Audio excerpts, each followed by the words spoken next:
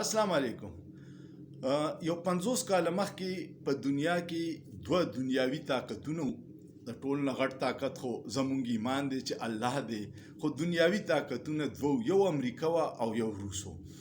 د روس سره د هتیارو ډیرونه لګېدلي وو، د ټول نه سیوا ایټم بمې د روس سره دي او د دوی یو جنګ روانو، هغې ته به سر جنګ وي.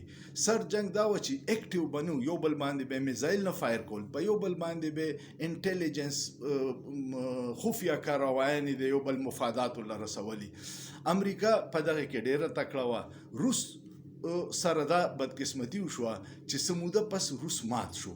نو د روس یو غټ افسر چې کم د سی آی ای ایجنټ او بیا وتښتېدو په امریکا کې و، هغه نه یو پیره صحافیانو تپوس وکړو ډېره موده پس چې کله د هر څه ساړه شوي وو چې تا د سی آی ای ایجنټ وي، تا په امریکایي خدماتو لا په روس کې څه داسې کارنامه کړې وه چې روس مات شو. هغه وایي ما هېڅ څه تخریبي کاروایي نه وه کړې، صرف مې دا کړی و چې په ښه پوسټ مې نااهله سړی کېنولی و، په ښه پوسټ مې نااهله سړی چې د هغه کیلیبر نه و او اداره تباه شوه. نو آهسته آهسته دغسې نااهله خلک چې موږ ما په مختلف ځایونو کې کېنول، نو روس په خپله لاندې لاړو او بیا د امریکې د مقابلې نه و. د خپل ملک ته وګورئ چې موږ په دې 75 سال کې ولې وروسته یو، ځکه چې په ښه سیټونو باندې نااهله لوږ خلک ناست دي او هغوی دا حیثیت نشته چې هغوی کې یو ویژن او پاکستان نورې دنیا سره په مقابله کې مخکې راولي.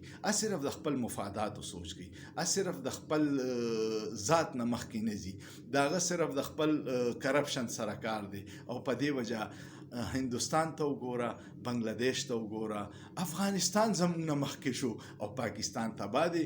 د دې نه باوجود چې په 55-56 ملکونو کې واحد پاکستان دی چې ایټم بم دی ورسره، واحد پاکستان دی چې دنیا بهترین په ټاپ 10 کې شپږم نمبر آرمی ده، واحد پاکستان دی چې ټول نه غټ آرمی د اسلامي دنیا کې ورسره.